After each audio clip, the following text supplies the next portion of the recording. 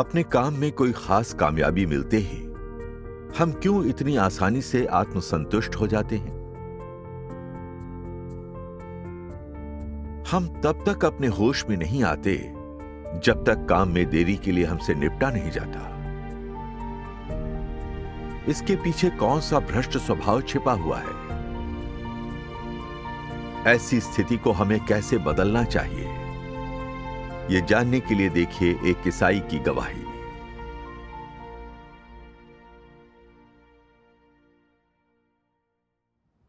पिछले मार्च में मैंने कलीसिया के वीडियो बनाने का काम संभाला।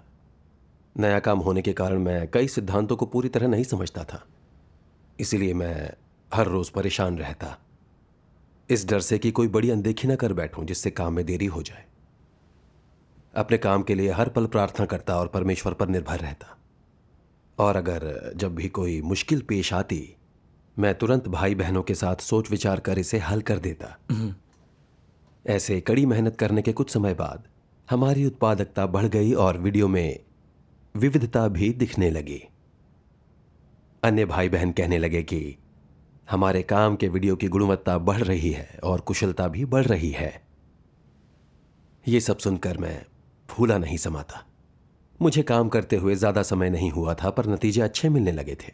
इसीलिए मैंने सोचा अगर हम रोज ऐसे ही काम करते रहे तो सब ठीक रहेगा। लेकिन काम को लेकर मेरा रवैया धीरे धीरे बदलता गया। मुझ में पहले जैसी तत्परता नहीं रही। इससे पहले मैं समझ पाता मैं आत्मसंतुष्टि की स्थिति में रहने लगा।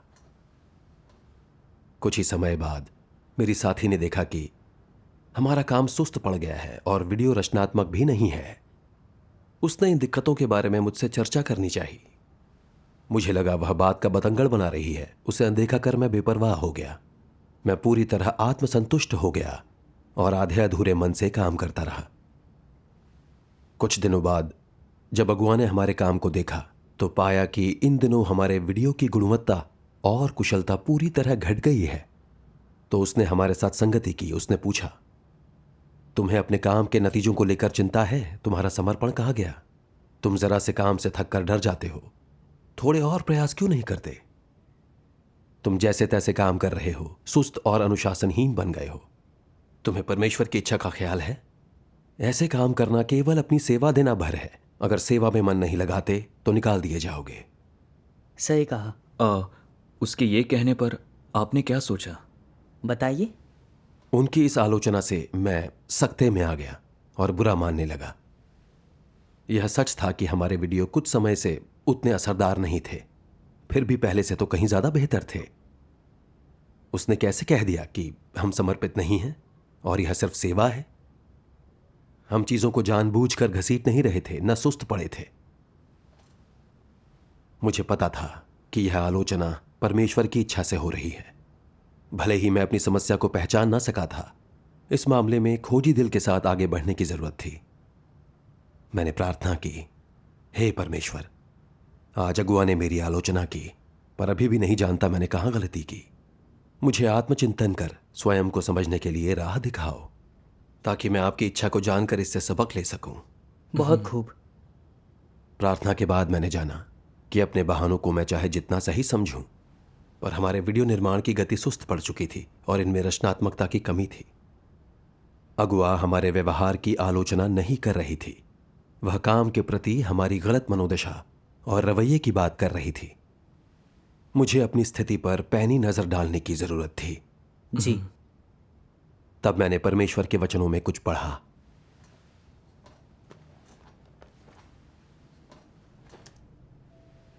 सर्वशक्तिमान परमेश्वर कहते हैं, जो लोग वास्तव में परमेश्वर पर विश्वास करते हैं वे अपनी लाभ हानि की गणना किए बिना स्वेच्छा से अपने कर्तव्य निभाते हैं। चाहे तुम सत्य का अनुसरण करने वाले व्यक्ति हो या नहीं, तुम्हें अपना कर्तव्य निभाते समय अपने अंतःकरण और विवेक पर निर्भर होना चाहिए और सच में कड़ी मेहनत करनी चाहिए। कड़ी मेहनत करने का क्या मतलब है? यदि तुम केवल कुछ सांकेतिक प्रयास करने और थोड़ी शारीरिक कठिनाई झेलने से संतुष्ट हो, लेकिन अपने कर्तव्य को बिल्कुल भी गंभीरता से नहीं लेते या सत्य के सिद्धांतों की खोज नहीं करते, तो ये लापरवाही और बेमन से काम करना है। इसे वास्तव में प्रयास करना नहीं कहते। प्रयास करने का अर्थ है उसे पूरे मन से करना, अपने हृदय में परमेश्वर का भय मानना, परमेश्वर की इच्छा के प्रति विचारशील रहना, परमेश्वर की अवज्ञा करने और उसे आहत करने से डरना, अपने कर्तव्य को अच्छी तरह से निभाने और परमेश्वर को संतुष्ट करने के लिए किसी भी कठिनाई को सहना। यदि तुम्हारे पास ऐसा हृदय है जो इस तरह से परमेश्वर से प्रेम करता है, तो तुम अच्छे से अपना कर्तव्य निभा पाओगे। यदि तुम्हारे मन में परमेश्वर का भय नहीं है, तो अपने कर्तव्य का पालन करते समय तुम्हारे मन में दायित्व वहन करने का भाव नहीं होगा, उसमें तुम्हारी कोई रुचि नहीं होगी। अनिवार्यतः तुम लापरवाह और अनमने रहोगे, तुम चलताऊ काम करोगे और उससे कोई प्रभाव पैदा नहीं होगा, जो कि कर्तव्य का निर्वहन करना नहीं है। यदि तुम सच में दायित्व वहन करने की भावना रखते हो, कर्तव्य निर्वहन को निजी दायित्व समझते हो और तुम्हें लगता है कि यदि तुम ऐसा नहीं समझते तो तुम जीने योग्य नहीं हो, तुम पशु हो, अपना कर्तव्य ठीक से निभाकर ही तुम मनुष्य कहलाने योग्य हो और अपनी अंतरात्मा का सामना कर सकते हो। यदि तुम अपने कर्तव्य का पालन करते समय दायित्व की ऐसी भावना रखते हो, तो तुम हर कार्य को निष्ठापूर्वक करने में सक्षम होगे, सत्य खोजकर सिद्धांतों के अनुसार कार्य कर पाओगे और इस तरह अच्छे से अपना कर्तव्य निभाते हुए परमेश्वर को संतुष्ट कर पाओगे। अगर तुम परमेश्वर द्वारा सौंपे गए मिशन, परमेश्वर ने तुम्हारे लिए जो त्याग किए हैं और उसे तुमसे जो अपेक्षाएं हैं, उन सबके योग्य हो, तो इसी को वास्तव में कठिन प्रयास करना कहते हैं। अब क्या तुम समझे? अगर तुम अपने कर्तव्य के प्रदर्शन में बेमन से काम करते हो और परिणाम प्राप्त करने की कोशिश नहीं करते, तो तुम पाखंडी हो, भेड़ के वेश में एक भेड़िया हो। तुम लोगों को छल सकते हो, पर तुम परमेश्वर को बेवकूफ नहीं बना सकते। यदि कर्तव्य को करते समय कोई सच्चा मूल्य न हो, तुम्हारी कोई निष्ठा न हो, तो ये मानक के अनुसार नहीं है।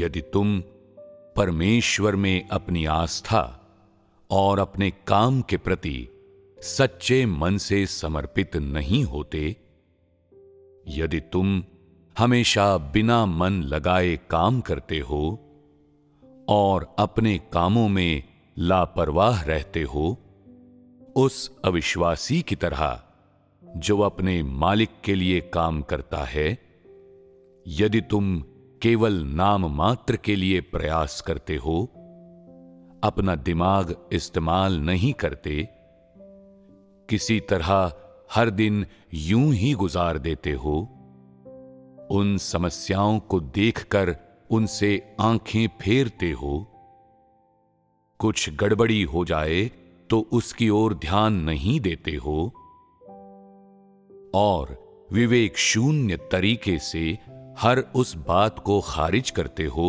जो तुम्हारे व्यक्तिगत लाभ की नहीं, तो क्या ये समस्या नहीं है? ऐसा कोई व्यक्ति परमेश्वर के घर का सदस्य कैसे हो सकता है? ऐसे लोग अविश्वासी होते हैं। वे परमेश्वर के घर के नहीं हो सकते। परमेश्वर उनमें से किसी को भी स्वीकार नहीं करता। तुम सच्चे हो या नहीं, तुम अपने कर्तव्य के प्रति समर्पित हो या नहीं, परमेश्वर इन बातों का हिसाब रखता है और इस बात को तुम भी अच्छी तरह जानते हो। तो क्या तुम लोग कभी वास्तव में अपने कर्तव्य निष्पादन के प्रति समर्पित हुए हो? क्या तुमने इसे दिल लगाकर किया है? क्या तुमने इसे अपना दायित्व, अपनी बाध्यता माना है? क्या तुमने इसके स्वामित्व को अपनाया है? तुम्हें इन मामलों पर ठीक से विचार कर इन्हें जानना चाहिए, जिससे तुम्हारे काम में जो समस्याएं आ रही हैं, उन्हें दूर करना आसान हो जाएगा। ये तुम्हारे जीवन प्रवेश के लिए फायदेमंद होगा। यदि तुम काम में हमेशा गैर जिम्मेदार बने रहोगे और समस्याओं के पता लगने पर उनके बारे में अगुवाओं और कर्मियों को नहीं बताओगे, न ही उन्हें अपने दम पर हल करने के लिए सत्य खोजोगे और यही सोचते रहोगे कि परेशानी जितनी कम हो उतना अच्छा है, हमेशा सांसारिक फलसफों के सहारे जियोगे, अपने काम में लापरवाह और अनमने बने रहोगे, कोई भक्तिभाव नहीं रखोगे, काट छांट और निपटारे के समय सत्य नहीं स्वीकारोगे।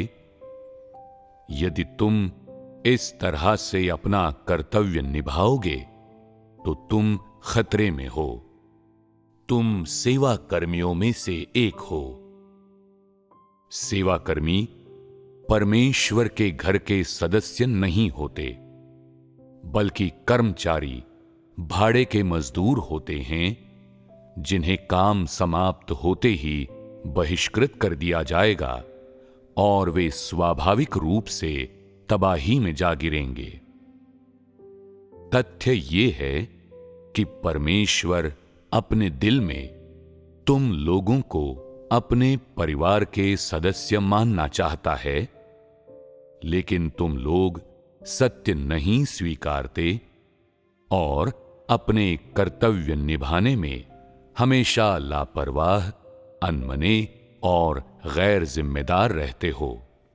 तुम लोग पश्चाताप नहीं करते, चाहे सत्य के बारे में तुम्हारे साथ कैसे भी संगति की जाए। ये तुम लोग हो जिन्होंने खुद को परमेश्वर के घर के बाहर रखा है। परमेश्वर तुम लोगों को बचाना और अपने परिवार के सदस्यों में बदलना चाहता है, लेकिन तुम लोग इसे स्वीकार नहीं करते। तो तुम लोग उसके घर के बाहर हो, तुम अविश्वासी हो। जो कोई सत्य का लेश मात्र भी नहीं स्वीकारता, उसे केवल वैसे ही संभाला जा सकता है जैसे किसी अविश्वासी को संभाला जाता है। ये तुम लोग ही हो जिन्होंने अपना परिणाम और स्थिति स्थापित की है। तुमने उसे परमेश्वर के घर के बाहर स्थापित किया है। इसके लिए तुम लोगों के अलावा और कौन दोषी है? आमीन। परमेश्वर के वचन पढ़कर मुझे खुद पर शर्म आने लगी। परमेश्वर कहता है कि थोड़ी सी मेहनत करके संतुष्ट हो जाना अपने कर्तव्य के प्रति समर्पण नहीं कहलाता। असल बात है सच में काम का बोझ उठाना और उसके प्रति दायित्व बोध होना। हम जो भी काम करें उस काम को अपनी जिम्मेदारी समझना, उसमें अपना सब कुछ अर्पित कर देना ताकि हमारे काम में बहुत अच्छे नतीजे निकले। सच्चे मन से बोझ उठाने वाले को किसी और के याद दिलाने की जरूरत ही नहीं पड़ती। जब वे अपना रोज का काम पूरा करते हैं तो वो देखते हैं कि क्या ठीक नहीं रहा और वो इसे कैसे बेहतर कर सकते हैं। इसे ही परमेश्वर की इच्छा समझना और परमेश्वर के घर का हिस्सा कहलाने लायक बनना कहते हैं। आमीन। दूसरी ओर सेवा कर्मी अपने काम में दिल नहीं लगाते। वे सतही कोशिशों से संतुष्ट हो जाते हैं, जिम्मेदारी का बोझ नहीं उठाते। वे कभी नहीं सोचते कि अपना काम कैसे बेहतर करें और काम में समस्याएं दिखने पर जरा भी व्यग्र या चिंतित नहीं होते हैं। वे कहते हैं कि अपना काम कर रहे हैं पर परमेश्वर की इच्छा का ख्याल नहीं रखते। वे अविश्वासियों की तरह काम करते हैं और वेतन के बदले बस थोड़ी मेहनत करते दिखते हैं। ऐसा व्यक्ति सच्चे मन से कर्तव्य पालन नहीं करता बल्कि सेवा कर रहा है। इसे परमेश्वर की स्वीकृति नहीं मिलती। आपने सही कहा। अपने व्यवहार और कार्य के प्रति अपने रवैये के बारे में सोचकर मैंने जाना कि मैं बिल्कुल सेवाकर्मी की तरह काम कर रहा था। जब से हमारे वीडियो बनाने के काम में सुधार आया, मैं आत्मसंतुष्टि की मनोदशा में फंस गया। मुझे लगा आखिर हम व्यस्त तो हैं ही, अगर हम ऐसे ही लगे रहें और हमसे कोई बड़ी गलती ना हो तो इस तरह अपना काम करना ठीक ही रहेगा। तो जब मैंने देखा कि हमारे वीडियो बहुत रचनात्मक नहीं हैं और उसी पुराने ढर्रे पर हैं तो मुझे चिंता नहीं हुई। मैं पूरे समय काम में लगा दिखता था लेकिन सच्चे दिल से बोझ नहीं उठा रहा था।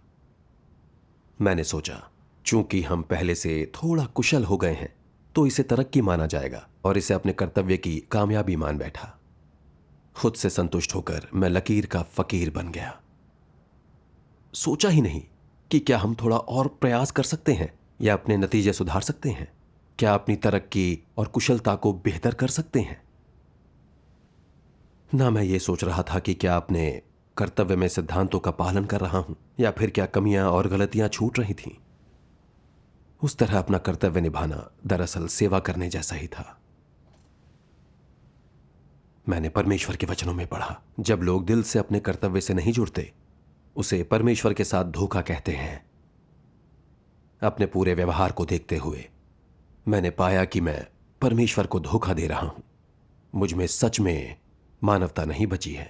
जब मुझसे निपटा गया उसके बाद ही देख सका कि अपने कर्तव्य में इतना ढीला और गैर जिम्मेदार होना, इसे एक सेवाकर्मी की तरह करके भी परमेश्वर की स्वीकृति की इच्छा रखना बिल्कुल ही बकवास है।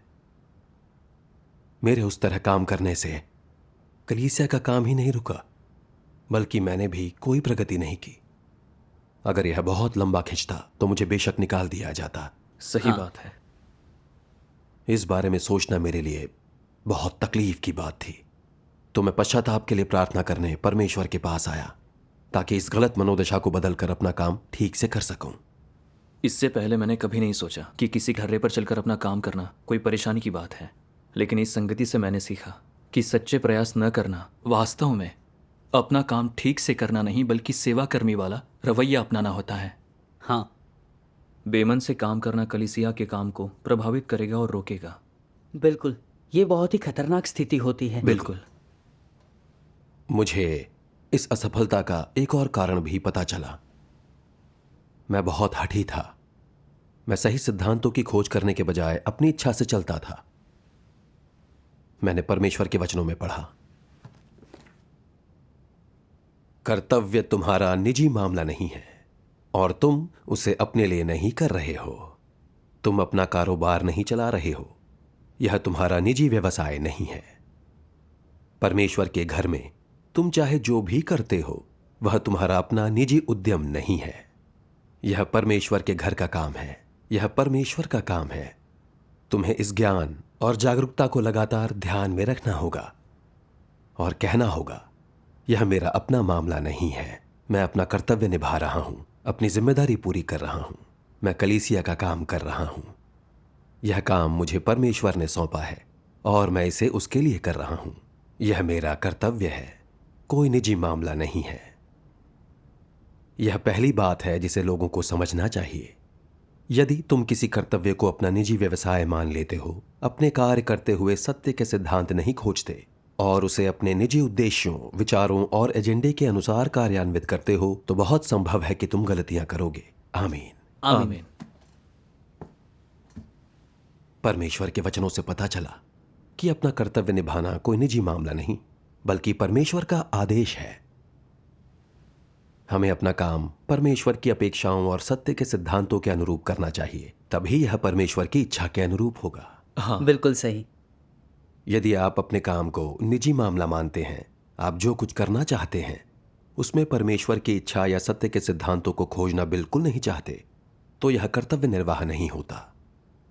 फिर आप चाहे जितनी भी मेहनत करते हुए दिखें, जितने भी कष्ट उठाएं या त्याग करें, परमेश्वर की स्वीकृति नहीं मिलेगी। मैंने जाना कि ठीक इसी तरह मैं अपना काम कर रहा था। भौरे की तरह व्यस्त दिखता था, पर मनमर्जी से चीजें करता था, वो भी अपनी प्राथमिकताओं के हिसाब से। मैं सिद्धांतों का कड़ाई से पालन नहीं कर रहा था। परमेश्वर के घर ने हमें बार बार कहा था कि वीडियो बनाने में हमें कुशलता से काम करना है, तो गुणवत्ता भी सुधारनी है। शुरुआत में मैं इससे सहमत था, पर जब वास्तविक समस्याएं सामने आईं, मैंने इन सिद्धांतों को ताक पर रख दिया और किया वही जो मैं चाहता था। जब मेरी साथी बहन ने बताया कि हमारा वीडियो निर्माण कार्य ढीला पड़ चुका है, तो मैंने इस पर ध्यान नहीं दिया। यहां तक कि जब मुझसे निपटा गया, तब भी मुझे अपनी गलती नजर नहीं आई। मुझे बुरा लगा। मैं बहुत नासमझ और हठी था, खुद को बिल्कुल भी नहीं जानता था। यह जानकर ही संतुष्ट था कि परमेश्वर का घर सिद्धांत रूप में क्या चाहता है, लेकिन जब इसे अमल में लाने की बारी आई, तो मैं इन्हीं सिद्धांतों के विरुद्ध चल पड़ा, जिससे आखिर वीडियो कार्य में बाधा आई। तभी जाना कि मुझ में कोई गंभीर समस्या है। अगुआ का मेरी आलोचना करना, कलीसिया के काम को कायम रखना और परमेश्वर की इच्छा का ध्यान रखना था। बिल्कुल। तो मैं इस आलोचना के लायक ही था, क्योंकि मैं अपने काम को हल्के में ले रहा था, सिद्धांतों का उल्लंघन कर रहा था।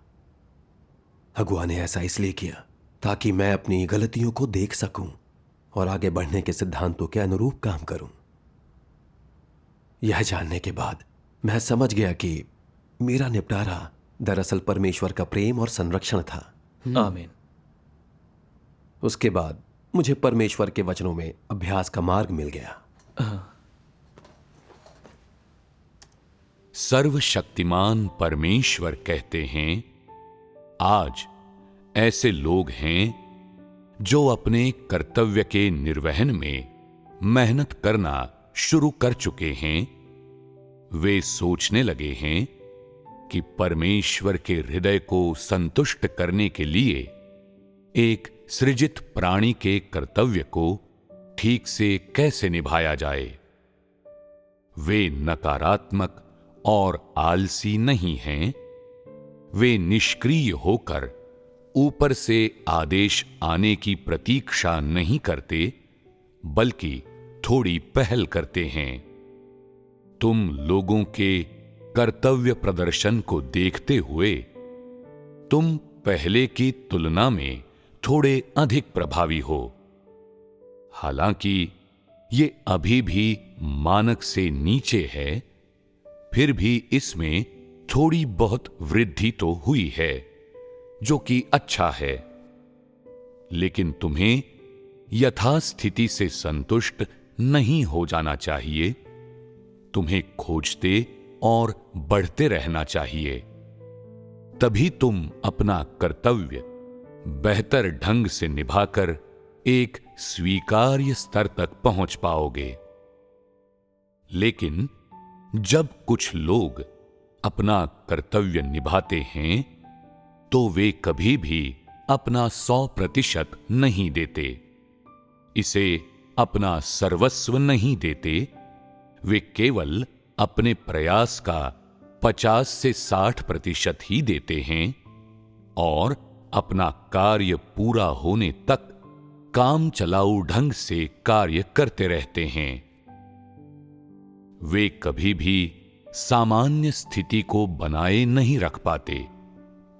जब उन पर नजर रखने या उनका समर्थन करने वाला कोई नहीं होता, तो वे सुस्त होकर हिम्मत हार जाते हैं।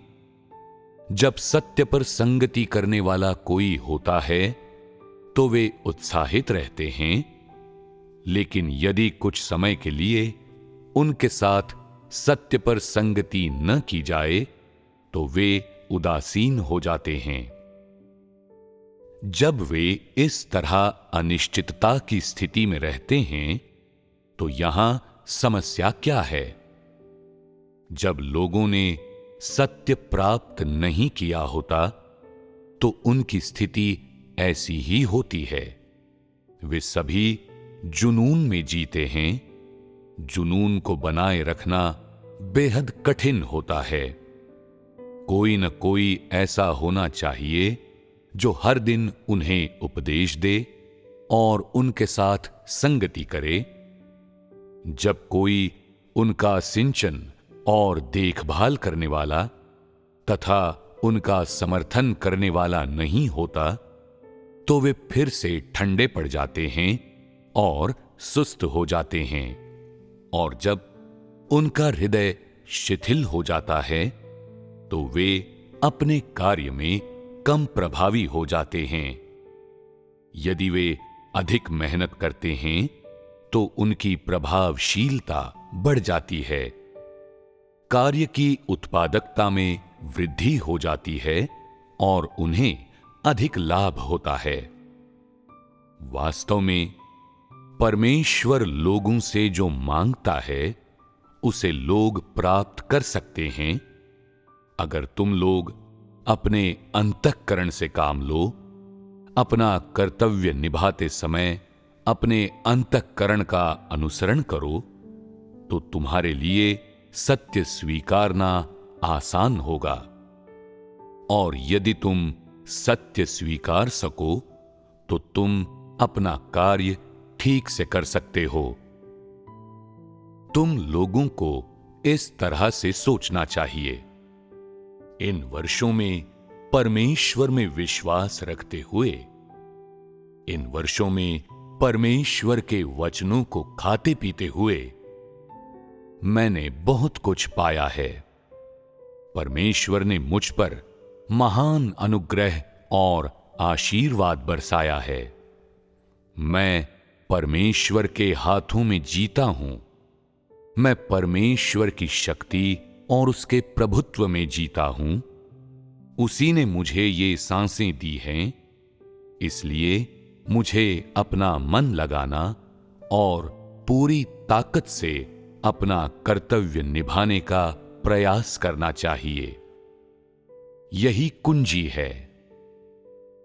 लोगों में इच्छा शक्ति होनी चाहिए। जिनमें इच्छा शक्ति है, वही वास्तव में सत्य के लिए प्रयास कर सकते हैं।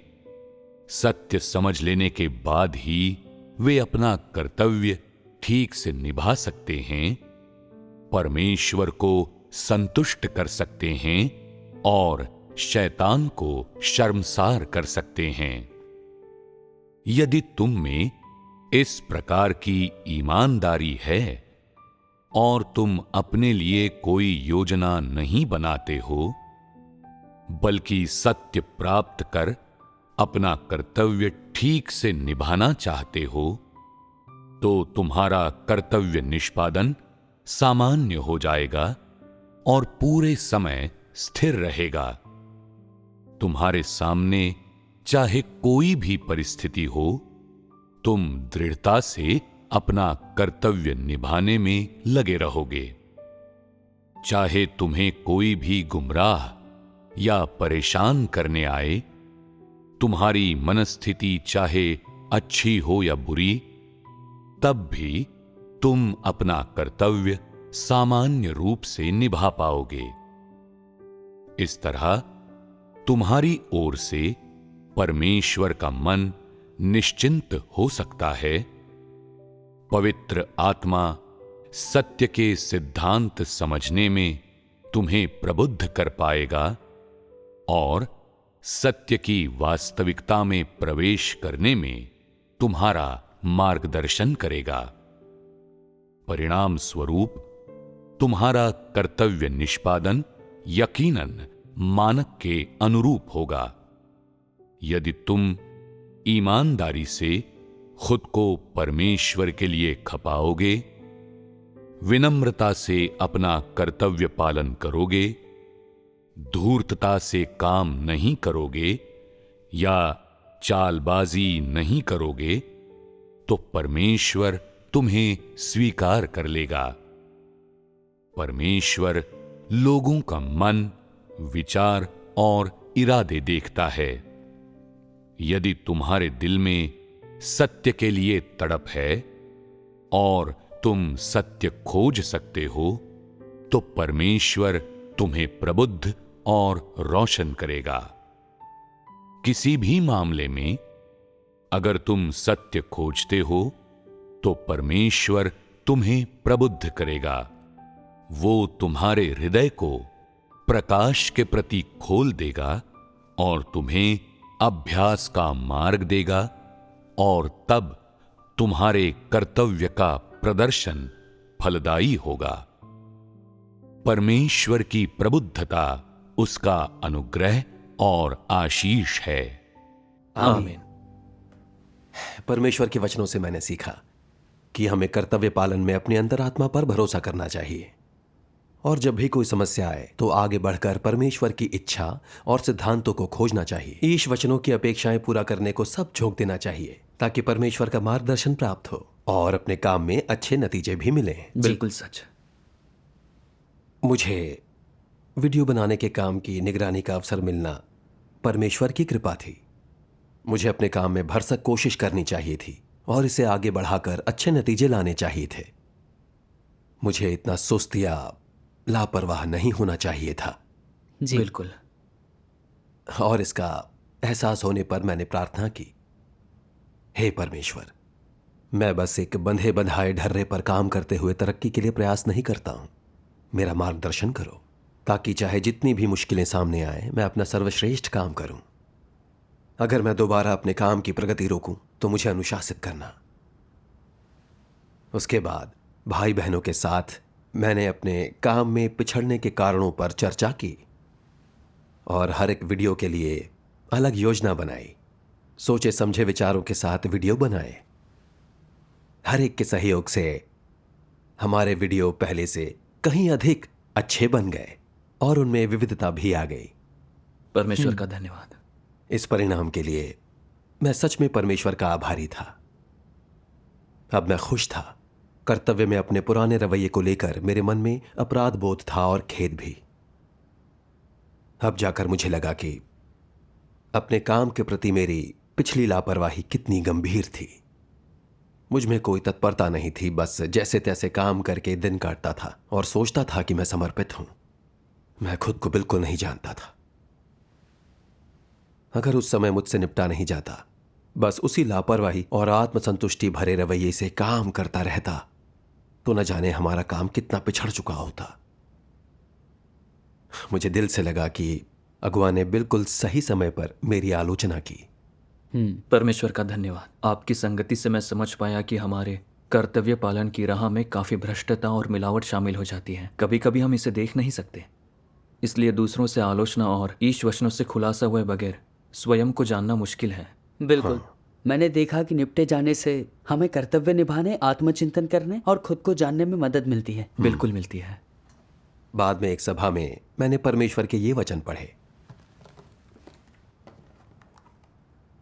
सृष्टिकर्ता के आदेश के प्रति नूह का रवैया आज्ञाकारिता का था। उसके प्रति वह बेपरवाह नहीं था। उसके हृदय में कोई प्रतिरोध का भाव नहीं था, न ही उदासीनता थी, बल्कि हर विवरण को दर्ज करते समय उसने सृष्टिकर्ता की इच्छा को पूरी लगन से समझने की कोशिश की।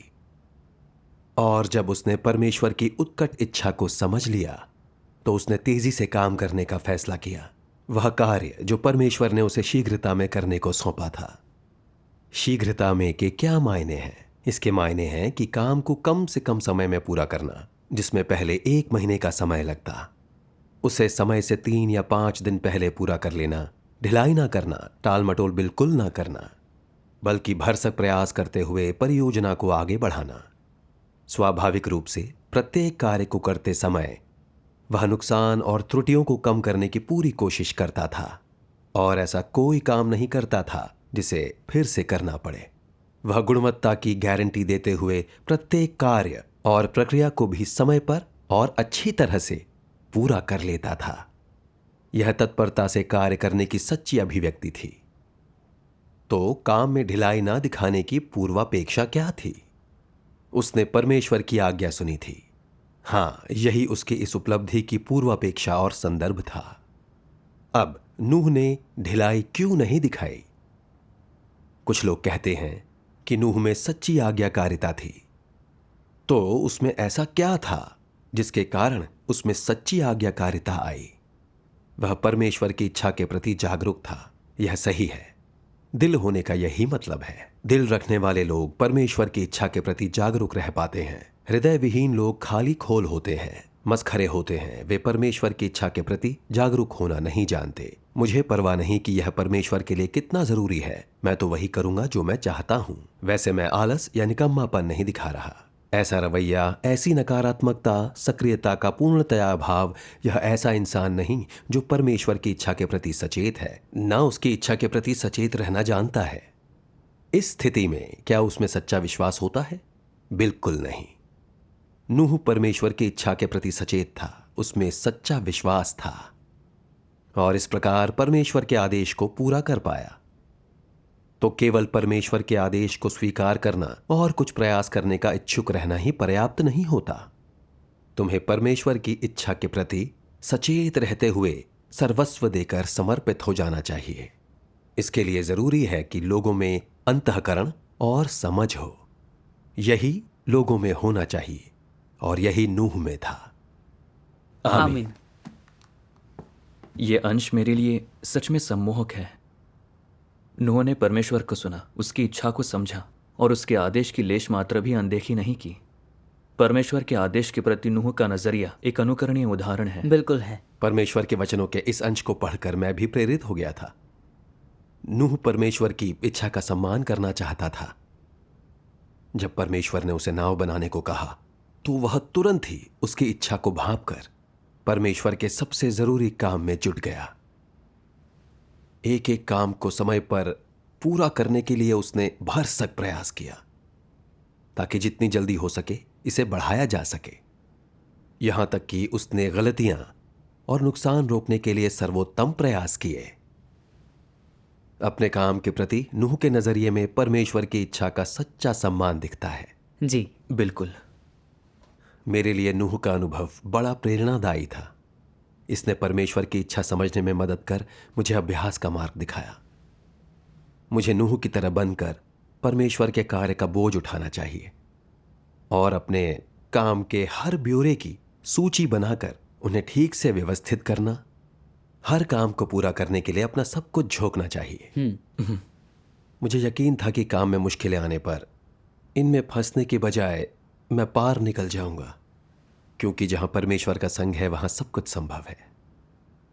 इसलिए मैंने प्रार्थना की और परमेश्वर से और अधिक बोझ सौंपने और मुझे राह दिखाने को कहा। उसके बाद से हम अक्सर अपने काम का सारांश तैयार करते, जो भी भूल चूक होती उसे तेजी से सुधारते और एक दूसरे का सहयोग करते। फिर हमारी कार्यकुशलता बहुत बढ़ गई। एक बार हमें एक ऐसा काम करना था जो हमारे लिए बिल्कुल ही नया था और उसे बहुत ही कम समय में पूरा करना जरूरी था। मैं थोड़ा घबराया हुआ था, नहीं जानता था कि इस बार इसे कर भी पाएंगे या नहीं। मैंने कहा कुछ नहीं, मगर अंदर से चिंतित था। मुझे लगा कि मैं एक बार फिर अपने दैहिक हितों की सोच रहा हूं, इसलिए मैंने प्रार्थना की, परमेश्वर, मेरा काम इतना ढीला होता था, मैं अपने काम के प्रति समर्पित नहीं था और मैंने प्रगति रोक दी। अब जबकि हमारे काम को मेरे खून पसीने की जरूरत है, तो मैं अपने आराम की सोच कर बैठा नहीं रह सकता। मुझे इस काम में कष्ट झेलने और इसे अच्छे से पूरा करने का संकल्प दो। आमीन। प्रार्थना के बाद मैं थोड़ा सा सहज हुआ। अपना रवैया सुधार कर मैं ठीक से काम करने के लिए तैयार था। उसके बाद मैंने दूसरों के साथ वीडियो बनाने के लिए ज़रूरी गुर सीखे और काम पर चर्चा की और आवंटित समय के हिसाब से निर्माण की समय सीमा तय की। आखिरकार हमने वीडियो बना लिया। परमेश्वर का धन्यवाद। इन अनुभवों के बारे में दोबारा सोचते हुए मैंने देखा कि मैं पहले अक्सर बेमन से काम करते हुए धूर्त बन जाता था।